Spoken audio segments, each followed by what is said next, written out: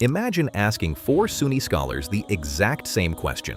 One says halal, one says haram, one says makruh, and one says, it depends. So who is right? And if Islam is one religion, one Qur'an, one prophet peace be upon him, one Sunnah, then why are there four Sunni Madhhabs? Were three of them wrong? Did Muslims accidentally create four different versions of Islam? Or did the scholars understand something most Muslims today have completely forgotten? Because here is the strange part. The four Madhhabs disagreed on thousands of legal details, but Sunni scholars still accepted all four for over 1,000 years. Why? By the end of this video, you will understand why the four Madhhabs exist, why great scholars disagreed, why just follow Qur'an and Sunnah is not always as simple as it sounds, and why the Madhhabs are not a weakness in Sunni Islam. They are one of its greatest strengths. Part 1. The question starts wrong. Most people hear the word Madhhab and think it means a sect. Hanafi, Maliki, Shafi'i, Hanbali, four names, four groups, four different versions of Islam. But that is the first mistake. A Madhhab is not a separate religion. It is not a different Qur'an. It is not a different prophet. It is not a separate Aqidah. A Madhhab is a legal school, a disciplined method scholars use to understand evidence from the Qur'an and Sunnah. That changes the whole conversation. Because the four Madhhabs are not four Islams. They are four Sunni legal traditions trying to answer one question. What does Allah want from us? But now the real mystery begins. If all four wanted to follow the Qur'an and Sunnah, why did they still disagree? Part 2. Before Google, knowledge traveled.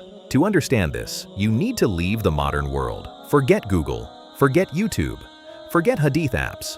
Go back more than 1,000 years. A Muslim has a question. He cannot open his phone and search, what is the strongest opinion? He goes to a scholar, but that scholar may live in Kufa. Another scholar lives in Medina, another lives in Egypt, another lives in Baghdad. And each city has different teachers, different students, different narrations, and different legal problems. The companions of the Prophet peace be upon him spread to different lands. Some taught in Medina, some taught in Makkah, some went to Iraq, some went to Syria, some went to Egypt. A narration may be well known in one region, but not widespread in another. A legal practice may be famous in one land, but understood differently somewhere else. So imagine two scholars are asked the same question. Both fear Allah. Both love the Sunnah. Both are qualified. But one has evidence the other has not received. They answer differently, not because one ignored Islam, not because one wanted to divide the Ummah, but because knowledge traveled through people, places, chains, and time. And that is only the first layer, because even if both scholars knew the same hadith, they could still disagree. Part 3. A hadith is not always instantly a ruling. This is the part most online arguments never explain. A hadith is not always instantly a ruling. That sentence matters. A hadith is evidence. But a ruling is what a qualified scholar derives after gathering all the relevant evidence together. One hadith may be general, another hadith may make it specific. One narration may apply in normal circumstances. Another may apply during travel, sickness, fear, or necessity. One text may sound unrestricted. Another text may restrict it. One scholar may believe a ruling came earlier. Another may believe it came later. One scholar may understand an Arabic word one way. Another may understand it slightly differently, and both may have reasons. So when someone says, just follow the hadith, that sounds simple. But the real question is, which hadith? Understood how? Applied to which situation? Compared with which other evidence? Through which principles? And by whom? This is why fiqh is not a TikTok comment section. It is a science. Part 4.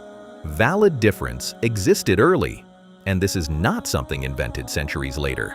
Even the Sahaba sometimes understood instructions differently. In a famous incident, the Prophet peace be upon him told some companions not to pray Asr until they reached Banu Qurayza. Some understood the command literally, so they delayed Asr until they reached the place. Others understood that the Prophet peace be upon him meant they should hurry, so they prayed before the time ended. Same Prophet peace be upon him, same instruction, two understandings. And the Prophet peace be upon him did not condemn either group. Why does this matter? Because it proves something important. Not every difference means rebellion. Not every disagreement means someone hates the Sunnah.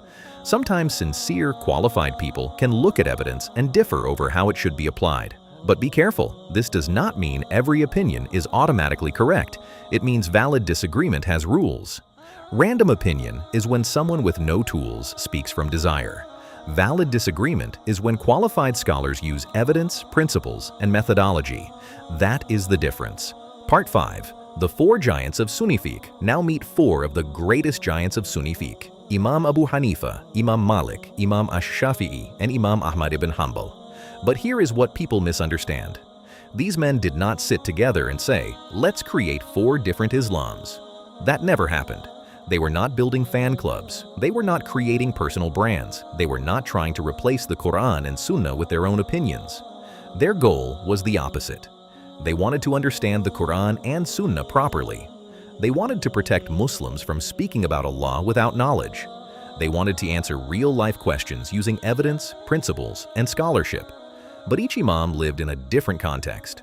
Abu Hanifa lived in Kufa, a major center of knowledge, debate, and legal reasoning. Malik lived in Medina, the city of the Prophet, peace be upon him, surrounded by the inherited practice of its people.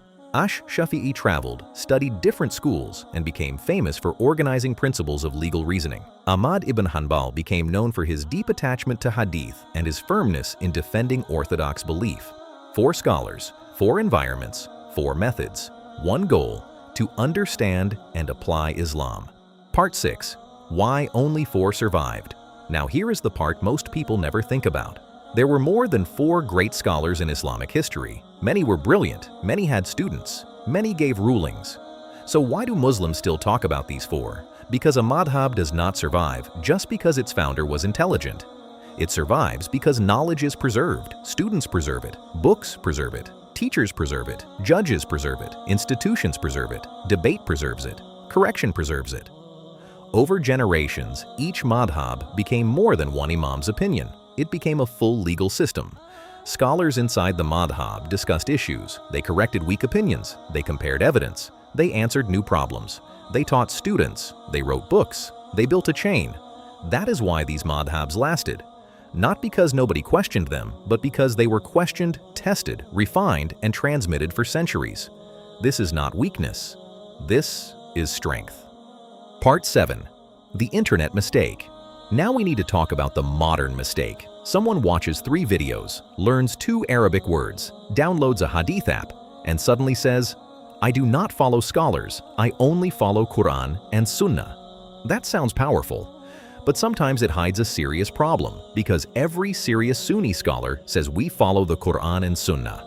The real question is not whether we follow the Qur'an and Sunnah. The real question is, who is qualified to understand them properly? If you open a translated hadith, do you know its chain? Do you know if scholars differed over its authenticity? Do you know if another narration explains it? Do you know if it is general or specific? Do you know how the companions understood it? Do you know how Arabic grammar affects the ruling? Do you know the principles of Usul al-Fiqh? If not, then be careful, because you may not be following Qur'an and Sunnah. You may be following your own limited understanding of Qur'an and Sunnah, and that is dangerous. The scary thing is not that scholars disagreed. The scary thing is confidence without knowledge. Part 8. Is following a madhhab blind following? But now someone will ask, isn't following a madhhab just blind following? Good question, and the honest answer is, it can be if done wrongly.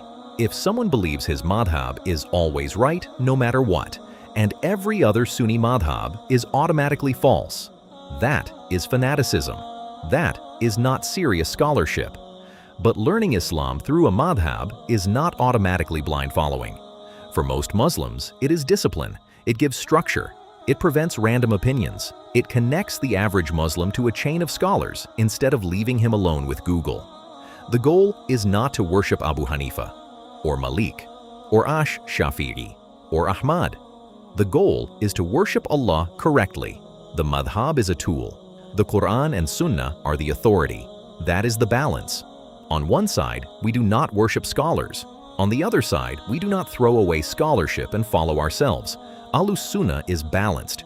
Respect the imams, respect the scholars, Use the madhabs as tools, but keep revelation as the final authority. Part 9.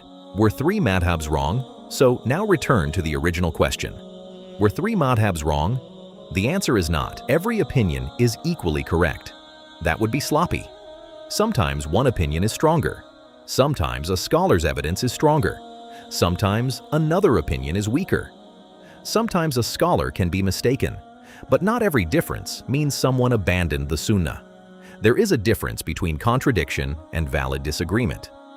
The differences are usually detailed fiqh questions, how certain acts affect wudu, how prayer details are applied, what counts as travel, how business contracts are judged, how evidence is weighed. These are not 4 religions. These are legal discussions inside one religion, and that is why Sunni scholars could disagree strongly in fiqh, while still recognizing each other as people of knowledge.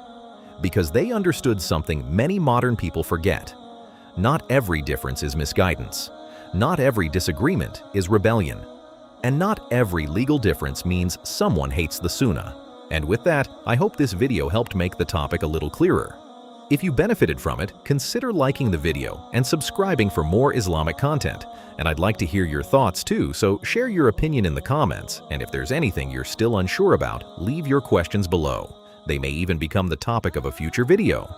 And if you'd like to support the channel and help us continue producing beneficial content, you can donate through the link in the bio.